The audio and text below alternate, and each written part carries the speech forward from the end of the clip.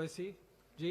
बहुत शुक्रिया जनाब चेयरमैन साहब। मैं सदर जमहूरिया के खुतबे के मोशन के खिलाफ बोलने के लिए खड़ा हुआ हूं और मैं अपनी बात का आगाज उस मुल्क का नाम लेकर करना चाहता हूं जिसका नाम लेने से हमारे मुल्क के वज़ीर आज़म डरते हैं और कांपते हैं। उस मुल्क का नाम चाइना है और इस चीन ने 45 साल के बाद भारत और चीन की सरहद पर हमारे 20 सिपाहियों को मार दिया और उनकी मौत, उनकी शहादत रायगा जाने दे रही हुकूमत।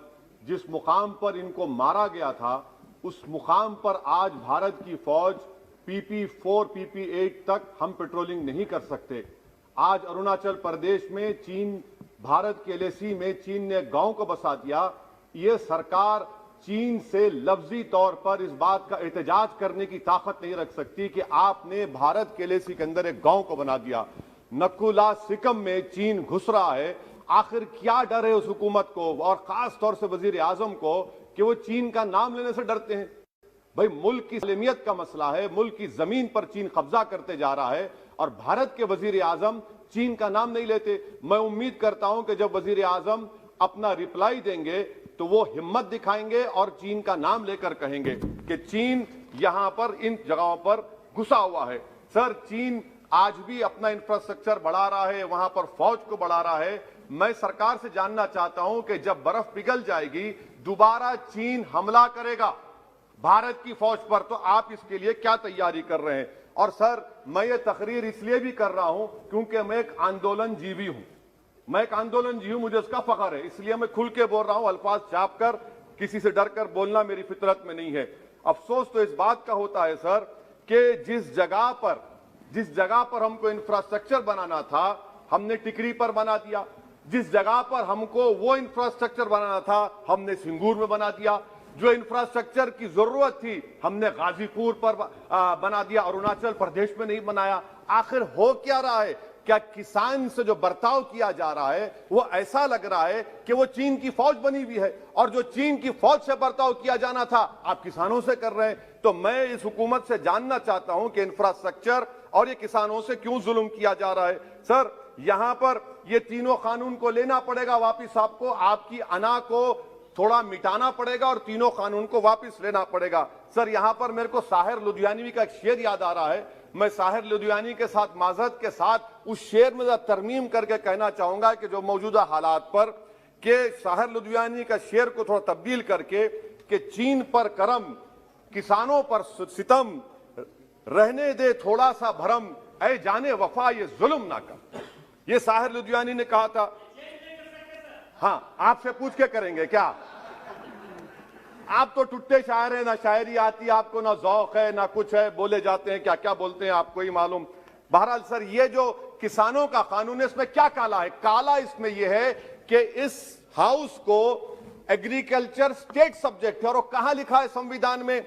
एंट्री 14, एंट्री 28, शेड्यूल 7 में। और यह फेडरलिज्म के खिलाफ है। केशवानंदा भारती खास तौर पर कहता है कि फेडरलिज्म बेसिक स्ट्रक्चर है, तो यह सबसे बड़ा काला है। और सर, ये पूरा किसानों के एजिटेशन से क्या बात मालूम हुई कि सरकार को इस लोकसभा की अजमत, इसकी खूबसूरती की कोई इनके पास हैसियत नहीं है। सरकार इस ऐवान से डरती नहीं है। सरकार किससे डरती है? जब लोग रोड पर निकल कर आते हैं तो मोदी जी की नींद हराम हो जाती है। तो वही आप पैगाम दे रहे हैं कि लोग रोड पर निकले तो सरकार कहती है कि हम 1.5 साल तक कानून को मुलतवी कर देंगे। अरे आप कैसा बोलते? क्या इस ऐवान की तौहीन नहीं है कि आप यहां पर कानून अपनी ताकत की बुनियाद पर बनाते हैं और इस लोकसभा की अजमत को निस्तनाबूद कर देते हैं? तो ये बात आपने पैगाम दी कि जब लोग रोड पर निकल कर आते आप डरते हैं। आप बनाओ CAA के रूल्स, इंशाअल्लाह हम दोबारा रोड पे निकलेंगे, पूरे भारत में उसके खिलाफ एहतजाज होगा।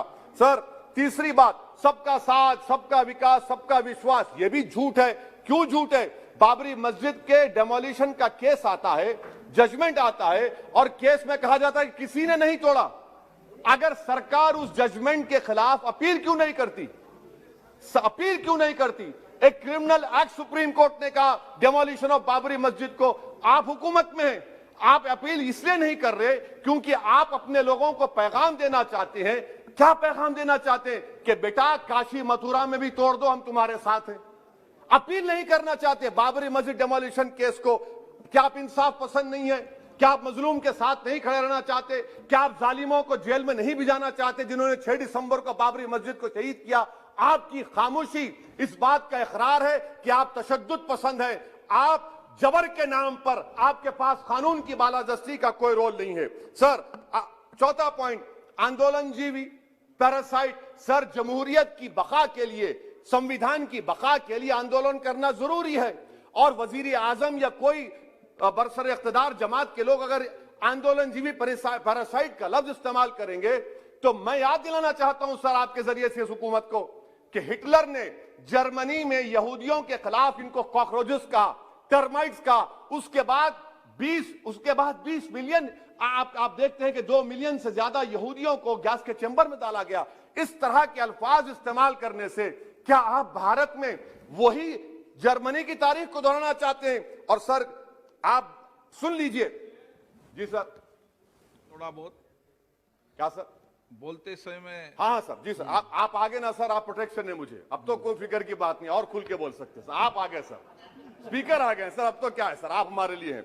सर, यहां पर आंदोलनजीवी आंदोलन नहीं करना। अरे किसी शायर ने अच्छा कहा था कि जिसमें ना हो इनकलाब, मौत है वो जिंदगी, रूह वम की हयात कश्मकश है इनकलाब। सर, अब फॉरेन पॉलिसी पे आ जाइए। किसी ईना मीना डीका ने ट्वीट किया, आपने परेशान हो गए। ईना मीना डीका ने ट्वीट किया, आप खड़े हो गए। अरे कौन सी फॉरेन पॉलिसी है आपकी? भारत के अतराफ में जितने पड़ोसी हैं, चीन हमला किया, कौन सा एक पड़ोसी है जो चीन के खिलाफ बोलता है? बताइए। कोई नहीं बोलता, मुंह नहीं खोलता। श्रीलंका में आप पोर्ट बना रहे हैं, किसके साथ? जापान के साथ। किसको काम मिल रहा था? आपके नूरे नजर को, आपके नूरे नजर को, आपके चहीते नूरे नजर को। श्रीलंका ने कहा हम भारत को नहीं बनाने देंगे टर्मिनल पोर्ट यहां पर। आप बताइए फॉरेन पॉलिसी। सर, नेपाल का वजीर आजम कहता है कि भारत से ताल्लुकात उस वक्त तक बहाल नहीं होंगे जब तक कि भारत नेपाल की जमीन वापस नहीं करता। कहां सो रहे हैं सर आप?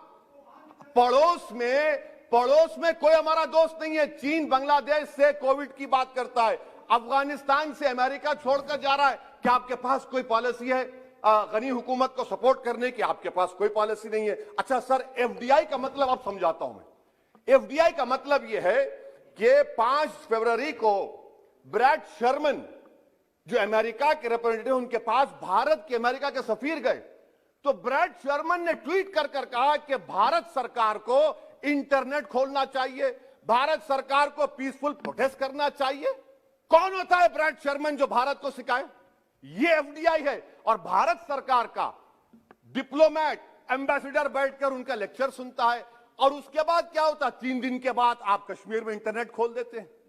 ये आप एफडीआई कर रहे हैं, हम नहीं कर रहे हैं। अच्छा, बात कश्मीर की आई।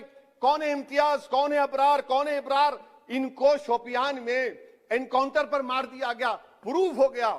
और ब्रिगेडियर आरा सेक्टर का जिसने इनको टेररिस्ट कहकर मारा, उसको अवार्ड देते हैं आप। सर, इन मरने वाले कश्मीरियों के लिए कौन रोएगा? क्या वजीर आजम रोएंगे? क्या वजीर आजम रोएंगे? क्या कोई रोएगा?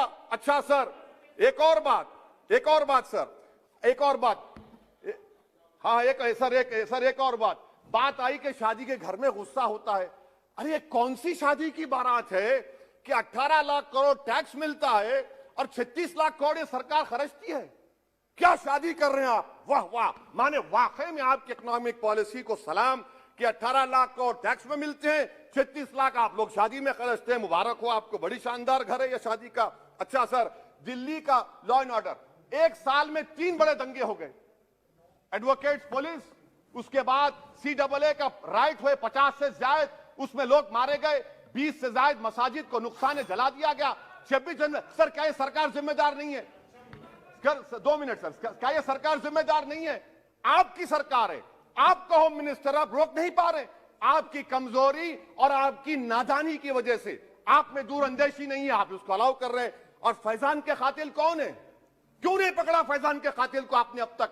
जिन बच्चों को रोड पर मारा जा रहा था, जनगण मन बोला जा रहा था, एक तरफ तब तक नहीं पकड़े आप। अच्छा सर, आखिर में मैं आपको याद दिलाना चाहता हूं कि इसमें एस्पिरेशनल डिस्ट्रिक्ट्स 11 में से 20 बैकवर्ड डिस्ट्रिक्ट्स नीति आयोग के सीमांचल मुस्लिम डोमिनेटेड है सर। सीमांचल में कटिहार, पूर्णिया, अररिया है। सर, पूर्णिया का एयरपोर्ट सिविल टर्मिनल का काम क्यों नहीं होता सर? अब आ जाइए सर माइनॉरिटीज पर। 3 स्कॉलरशिप स्कीम है, मैं पुकार रहा हूं, मुतालबा कर रहा हूं कि डिमांड ड्रिवन करो। सरकार ने 2020-21 में 3 स्कॉलरशिप के लिए 2265 करोड़ का ऐलान किया। कितने पैसे आपने दिए? सबका साथ, सबका विकास, सबका विश्वास, 436 करोड़ रुपए। किसको झूठ बना रहे हैं आप? पढ़िए आप लोग। अच्छा सर, उसके बाद आप देखिए कि कितने लोगों को कितने माइनॉरिटी स्कॉलरशिप नहीं मिली। 36,36,000 माइनॉरिटी स्कॉलरशिप नहीं मिली। और सबसे ज्यादा इलिटरेसी मुसलमानों की है, लेडीज की है। आप बोलते नहीं है। इसीलिए सर मैं आखिर में आपके जरिए से हुकूमत से अपील कर रहा हूं कि आंदोलन होगा, नाइंसाफी के खिलाफ आवाज उठेगी, संविधान को बचाया जाएगा।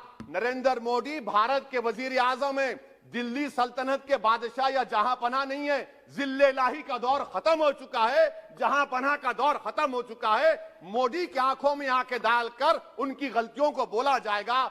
इसलिए शायर ने कहा था कि जो चुप रहेगी ज़बान खंजर, लहू पुकारेगा आस्ती का। बहुत बहुत शुक्रिया सर।